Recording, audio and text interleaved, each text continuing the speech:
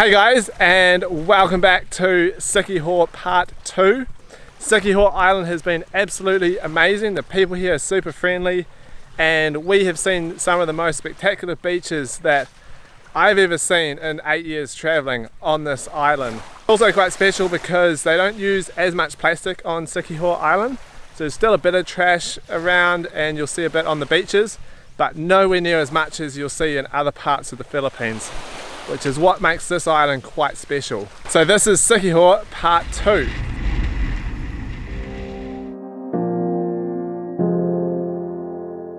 We've just arrived at Salagdoong Beach and Resort. This is meant to be an awesome place for cliff diving. You can jump off some platforms that they've got set up. And entrance is 40 pesos per person, includes parking.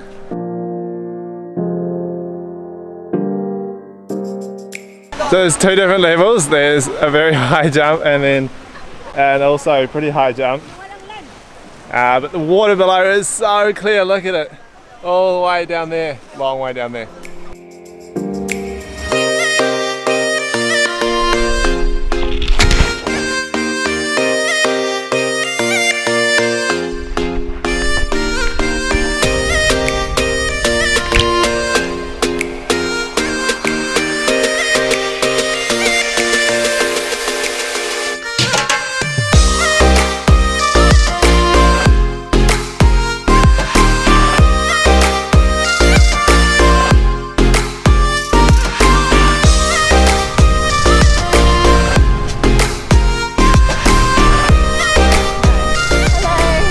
We've driven about 30 minutes and we are headed towards a place called Secret Beach.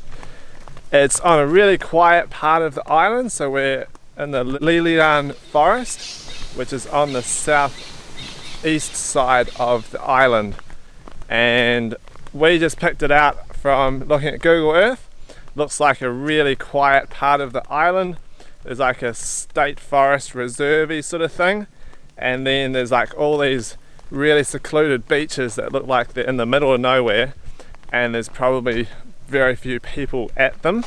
And this one here has just got this little path. Siquijor Island in the Philippines is known for its witchcraft and sorcery, and then in recent years it's become quite popular for tourism, although it's still only just starting. In the San Juan area, which is on the western side of the island, it's starting to become quite developed, and there's a very long white beach there that's kind of built up along most of it. But then if you head out with the motorbike and just go and explore, it's a great island to just go and kind of get lost and find some cool quiet places, because the rest of the island doesn't seem to be too developed yet. In saying that, in future it definitely will be, because tourism in the Philippines is growing by about 20% a year at the moment. We might have taken the wrong path down to the beach, so we've ended up coming out to the ocean at this really rocky, cliffy part. So we're trying to go along the bottom of the cliff to get to the beach, about probably 300 meters away. Compass Beach, by the way, not Secret Beach. What did I say before? Did you decide not to keep them dry? Oh. I gave up a while ago and got my shoes wet. These things dry here.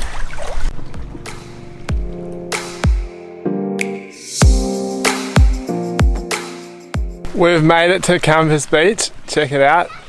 It's not the biggest beach, but it's so sheltered and tucked away.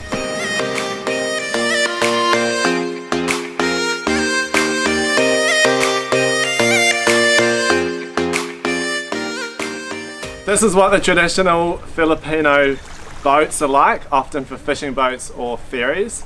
And they're made of wood, and they vary in size from about maybe 2 meters long up to about 20 meters long. And they've always got the very distinct outriggers on them, made of bamboo usually.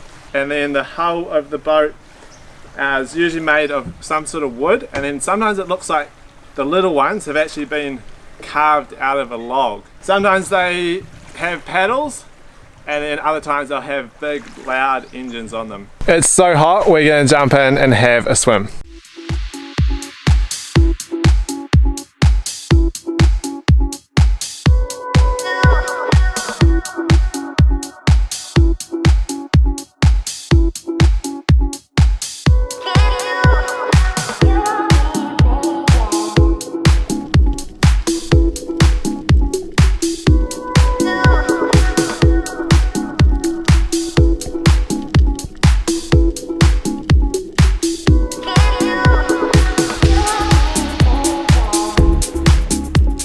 The water here was really clear. It's actually the best snorkeling that we've had. There was less corals than some other places, but the water was so clear and you could see really, really well.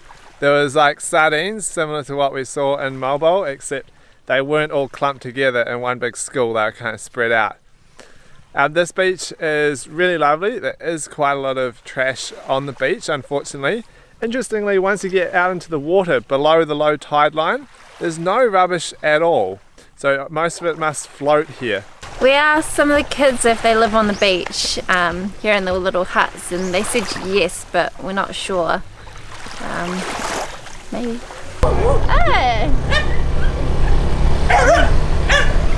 Not friendly. The road around Lila Line is a little bit rough, but there's no traffic at all, and it's a lot of fun just driving through the tiny little villages. By tiny, sometimes the village will be like 1 or 2 houses. We just bought 1¼ kilos of mangoes for 60 pesos, and kind of want to make myself sick from eating mangoes. Mangoes in the Philippines are really good, as they are in the rest of Southeast Asia. While on Siquijor, we've stayed in 2 different places, one of which I am not recommending. The other one is Buco Beach Resort, which is where I am right now, and definitely recommend this place to stay. Resort is a loose word here. It's definitely a nice kind of hostel. They've got some little cabins as well, and it overlooks this little bit of mangrove behind me, and it's got this little beach here also. So it's a really nice place, super friendly staff, good food, good atmosphere, and they've got some pretty cool bamboo work going on around their property too. Siquijor Island has been absolutely amazing. We've loved it here so much that we've stayed a few extra days than we initially planned. I hope you've enjoyed watching our time in Siquijor, and next we're off to somewhere else, not sure where yet, so stick around for that video. And otherwise, until next time, thanks for watching.